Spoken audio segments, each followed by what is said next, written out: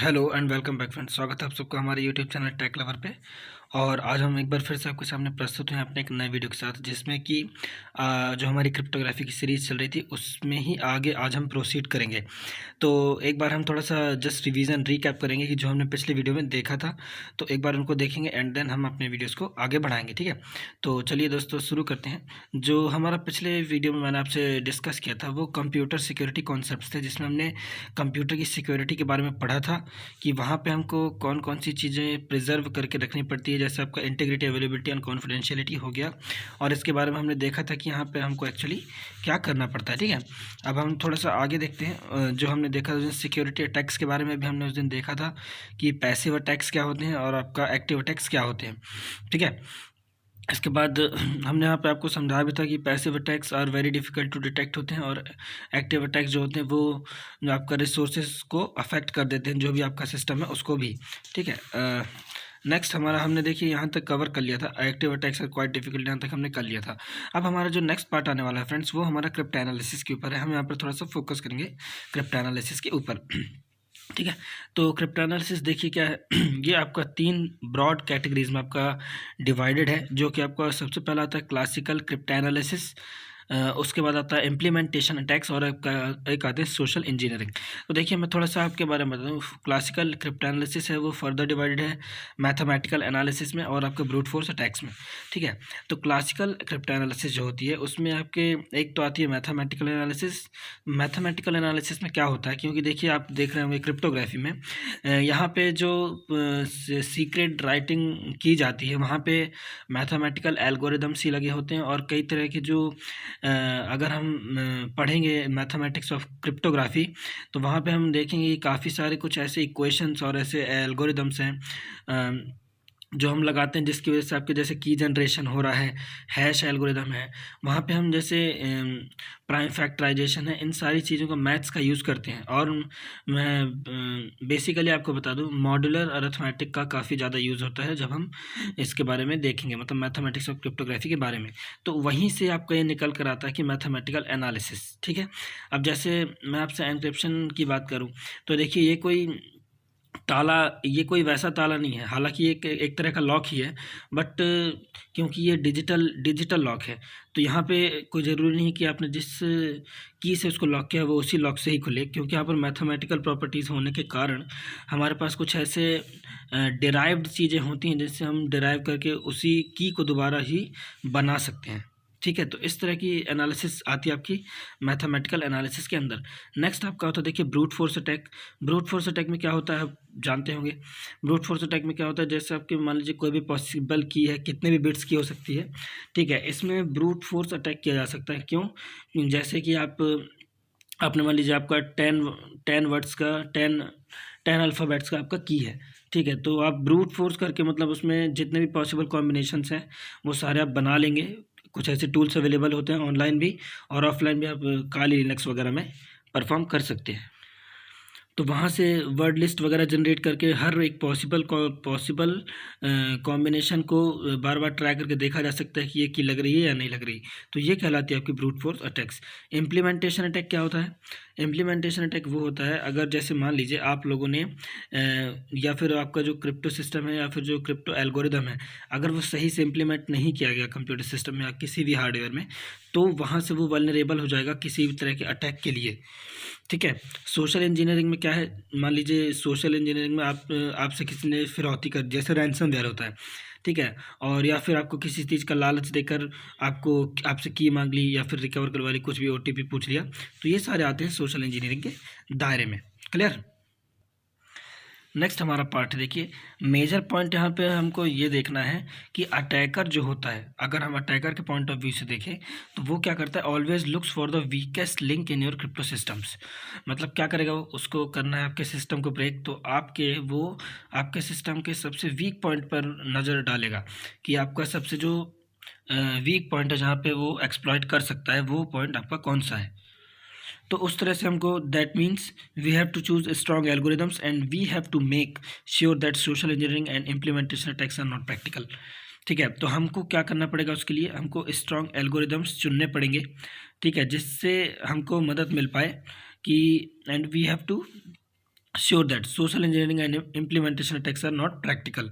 हम ये मान के चलेंगे कि सोशल इंजीनियरिंग मतलब जो यूज़र होगा, यूज़ करने वाला, और जो इम्प्लीमेंटेशन जो मतलब जो मैन्युफैक्चरर्स या फिर डिप्लॉय करने वाले इंजीनियर्स हैं जो भी होंगे, वो करेक्टली डिप्लॉय करें इस चीज़ को।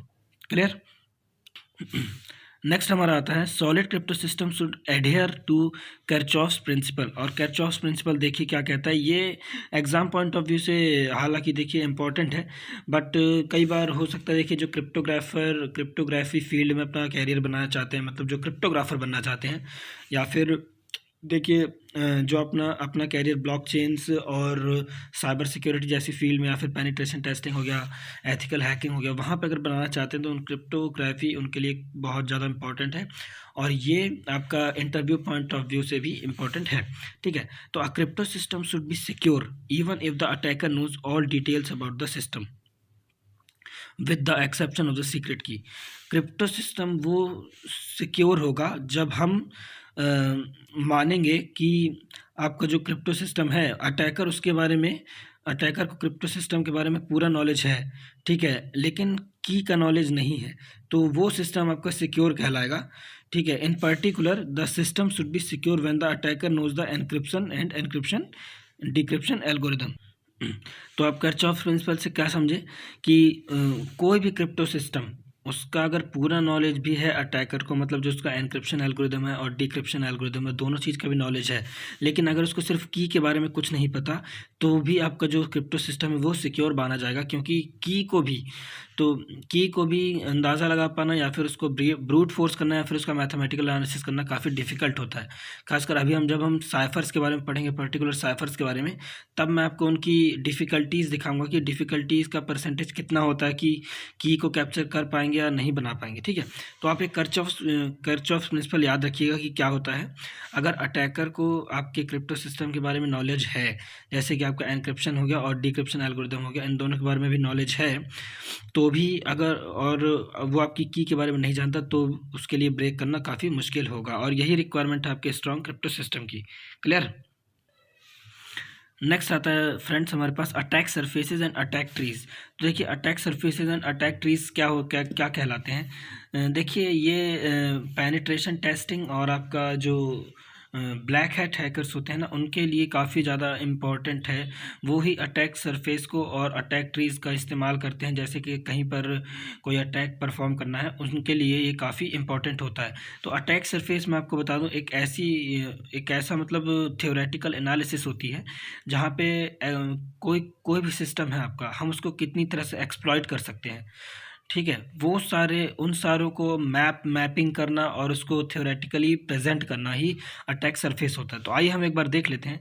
Attack surfaces consist of reachable and exploitable vulnerabilities in a system. जैसे कि आपका देखिए क्या हो गया, कोई डिजिटल सिस्टम की अगर हम बात करें तो वो आपका ओपन पोर्ट्स हो सकते हैं। ठीक है, ओपन पोर्ट्स जहाँ से आपका डेटा आता और जाता है, इनकमिंग और आउटगोइंग होता है, वहाँ से भी एक्सप्लॉइट किया जा सकता है उस चीज़ से भी। इंटरफेसेस हो गए, जैसे कि आपका यूज़र इंटरफेस है, ठीक है, एपीआईज हैं, उन सारे को देख के भी आपका वहाँ से भी एक्सप्लॉइट किया जा सकता है। एसक्यूएल है, एसक्यूएल इंजेक्शन जैसे आप जानते होंगे, वो कोड जो कि प्रोसेस करता है इनकमिंग डेटा को। जैसे क्या है, सेंडर क्या करेगा, इन्फॉर्मेशन को ट्रांसमिट करेगा, और जो आपका रिसीवर होगा वो रिसीव करेगा। तो रिसीवर एंड पे अगर वो जो कोड है जो कि आपका इनकमिंग मैसेज को प्रोसेस कर रहा है, अगर वो भी आपका मान लीजिए एक्सप्लॉइट हो गया, तो वहाँ से भी कई चीज़ें हो सकती हैं। Services available on the inside of firewall, जैसे फायरवॉल को बाईपास कर देना, यहाँ से इन चीज़ों को एक्सप्लॉइट करना ही और इनका मैप बनाना ही आपका अटैक सरफेस कहलाता है। ठीक है, अब देखिए अगर हम थोड़ा सा बात करें, attack surfaces can be categorized as follow. जैसे कि आपका नेटवर्क अटैक सरफेस है, सॉफ्टवेयर अटैक सरफेस है, ह्यूमन अटैक सरफेस है। नेटवर्क अटैक सरफेस में क्या है, एक पूरा नेटवर्क होगा जहाँ से हम एंट्री पॉइंट्स खोजेंगे। ठीक है, वल्नरेबिलिटीज़ ढूंढेंगे कि इस पूरे सिस्टम में कहाँ पे कोई वल्नरेबिलिटी है जहाँ से हम अटैक परफॉर्म कर सकते हैं। सॉफ्टवेयर अटैक सरफेस में सीधी बात है, उस पर्टिकुलर सॉफ्टवेयर के एंट्री पॉइंट्स देखे जाएंगे कि वो ऑपरेटिंग सिस्टम किस तरह से बिहेव कर रहा है और किस तरह से कम्युनिकेट कर रहा है, और कौन कौन सी वल्नरेबिलिटीज़ हैं जहाँ से एंट्री पॉइंट बनाया जा सकता है।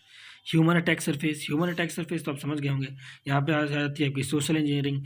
किसी तरह का आपको किसी तरह का कोई भी लालच आपको दिया जाएगा और वहाँ से चीज़ें जो होंगी, इंपॉर्टेंट चीज़ें और जो सीक्रेट चीज़ें होंगी वहाँ से ग्रैस्प करने की आपसे कोशिश की जाएगी। तो ये होता है human attack surface. An attack surface is a Analysis is a useful technique for assessing the scale and security of the threats to a system।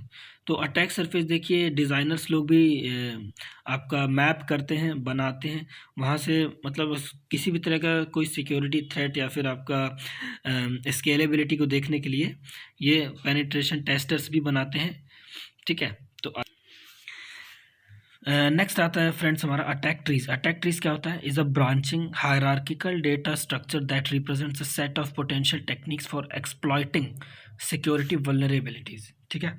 तो अटैक ट्री क्या होता है? एक ब्रांचिंग होती है, हायरार्किकल डेटा स्ट्रक्चर होता है जो कि पूरी पोटेंशियल टेक्निक्स को रिप्रेजेंट करता है जिससे किसी भी सिक्योरिटी वल्नरेबिलिटी को एक्सप्लॉइट किया जा सकता है। क्लियर? तो goal of attack is represented as root node of the tree and the ways that an attacker could reach the goal are iteratively and incrementally represented as branches and sub nodes of the tree। तो जो भी attack का हमारे गोल होता है उसको हम root node बनाते हैं, root node of the tree होता है, और वेज जिस तरह से अटैकर अपने गोल तक पहुंचेगा उसको हम एज अ आइटरेटिवली मतलब एक के ऊपर एक हम बनाते जाते हैं कि यहाँ से ये करेंगे तो ऐसा होगा, वो करेंगे तो वैसा होगा।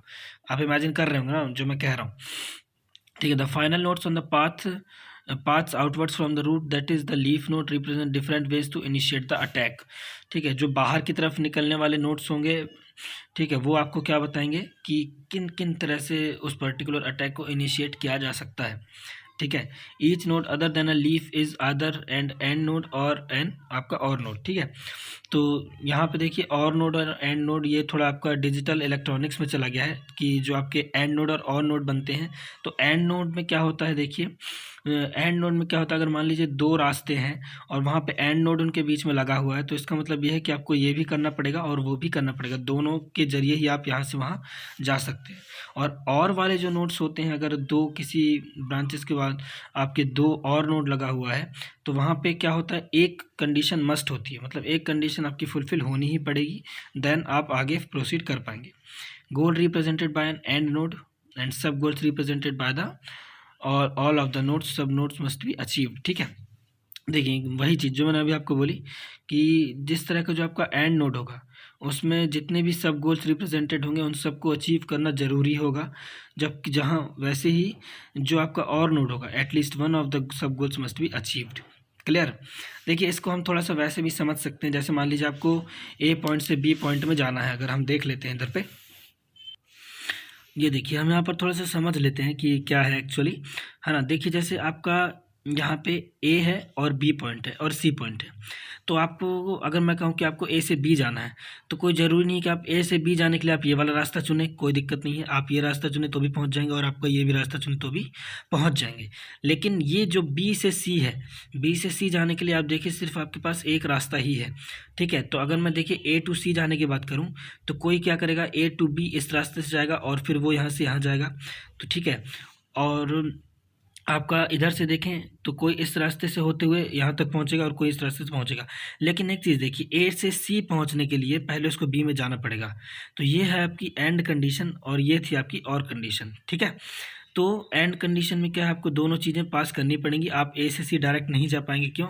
क्योंकि देखिए ए से सी का डायरेक्ट कोई कनेक्शन नहीं है, आपको पहले बी के थ्रू ही जाना पड़ेगा। तो ये देखिए दोस्तों, आज हमारा ये जो टॉपिक था ये हम कवर कर रहे थे। आज हमने क्या क्या कवर किया, आपके अटैक सरफेसेस और अटैक ट्रीज और क्रिप्टो एनालिसिस के कुछ थ्योरेटिकल कॉन्सेप्ट्स, ठीक है। तो आज का वीडियो दोस्तों हमारा यहीं पर एंड होता है, और क्योंकि वीडियो भी काफ़ी लंबा हो रहा है तो हम आपसे जल्दी ही अब अपने नेक्स्ट वीडियो में मिलेंगे और वहाँ पे कोई नया टॉपिक लेकर आएंगे। मेन प्रोबेबली आपका साइफर से हम स्टार्ट करेंगे अब, जहाँ तक, क्योंकि अब हमने सिमेट्रिक लगभग थ्योरेटिकल कॉन्सेप्ट जो एज अ इंट्रोडक्शन पार्ट था वो हमने कवर कर लिया है, और अब हम पर्टिकुलरली एंटर करेंगे सिमेट्रिक साइफर्स में, और उसके बाद हम पर्टिकुलर साइफर्स को देखेंगे एंड उसके बाद हम asymmetric cyphers that is public की क्रिप्टोग्राफी में एंटर करेंगे, जो कि आज के पॉइंट ऑफ व्यू से काफ़ी इंपॉर्टेंट है। तो चलिए दोस्तों, मिलते हैं आपसे जल्दी ही अपने नेक्स्ट वीडियो में, तब तक के लिए गुड बाय।